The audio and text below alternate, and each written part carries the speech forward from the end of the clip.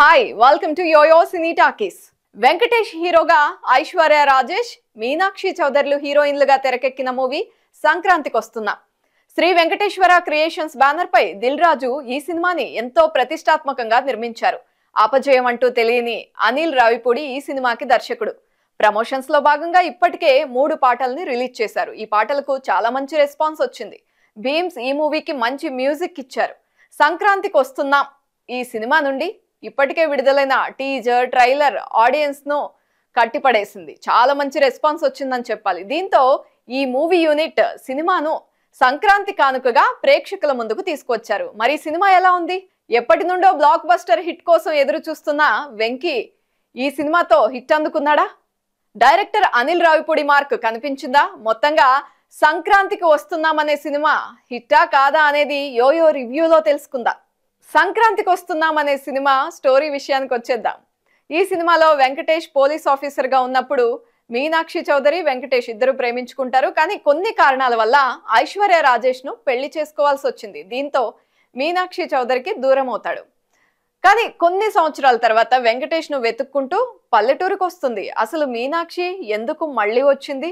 Police officer గా ఉన్న వెంకటేష్ పల్లెటూరులో ఎందుకున్నారు? ఓవైపు భార్య, మరోవైపు ప్రేయసి మధ్య నలిగిపోతున్న వెంకీ చివరికి కేసును ఛేదించాడా? మరి ఈ కేసుని ఛేదించే క్రమంలో ఎలాంటి ఆటంకాలను ఎదుర్కొంటాడు అనేది తెలియాలి అంటే మాత్రం థియేటర్స్ కు వెళ్లి సినిమా చూడాల్సిందే. సంక్రాంతికి వస్తున్నాం సినిమా విశ్లేషణ పరంగా చూద్దాం. ఈ సినిమాలో ఫస్ట్ హాఫ్ మొత్తం ఫ్యామిలీ గోలా, కామెడీతో సాగిపోతూ ఉంటుంది. వెంకటేష్, ఐశ్వర్య మధ్య కామెడీ, రొమాన్స్ లో వచ్చే డైలాగ్స్ నవ్వులు తెప్పిస్తాయి. ఇంటర్వెల్ తర్వాత మీనాక్షి ఎంటర్ అవుతుంది.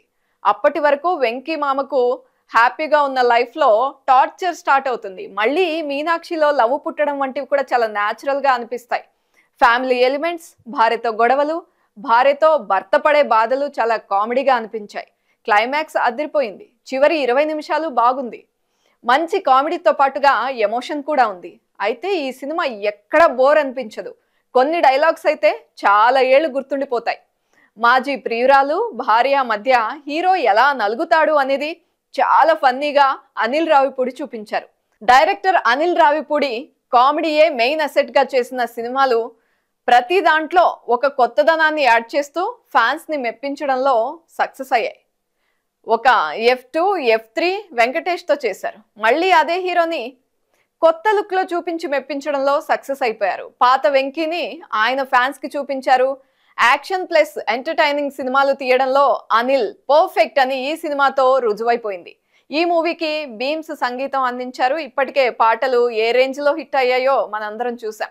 సమీర్ రెడ్డి సినిమాటోగ్రఫీ బాగుంది. నిర్మాత దిల్ రాజు ఎక్కడా రాజీ పడకుండా సినిమా తీసినట్లుగా సినిమా చూస్తే క్లియర్ గా కనిపిస్తుంది. ఎడిటింగ్ పర్వాలేదు. ఇక ఓవరాల్ గా చూసుకుంటే కుటుంబ కథలో క్రైమ్ కోణాన్ని ఆవిష్కరించారు. నటీనటుల విషయానికి వద్దాం. ఈ సినిమాలో వెంకటేష్ ఒక ప్రేమికుడుగా, పవర్ఫుల్ పోలీస్ ఆఫీసర్ గా, ఫ్యామిలీ మెన్ గా చాలా అద్భుతంగా నటించారు, కనిపించారు కూడా. మీనాక్షి చౌదరి పోలీస్ ఆఫీసర్, మాజీ ప్రియురాలి పాత్రల్లో అదరగొట్టేసింది. తన భర్త తనకు మాత్రమే సొంతం అనుకునే భాగ్యం క్యారెక్టర్ లో ఐశ్వర్య జీవించేసింది.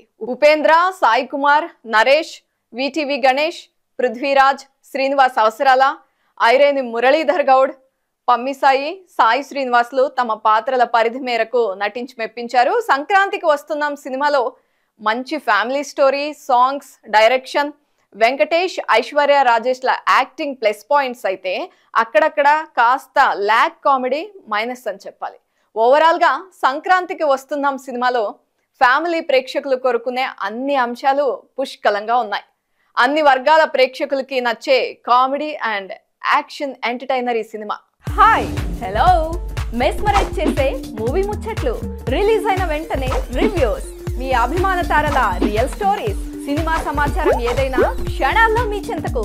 మరింకెందుకు ఆలస్యం, యోయో సినీ టాకీస్ ని సబ్స్క్రైబ్ చేసుకోండి. హలో నోటిఫికేషన్ కోసం గంట కొట్టడం అస్సలు మర్చిపోకండి.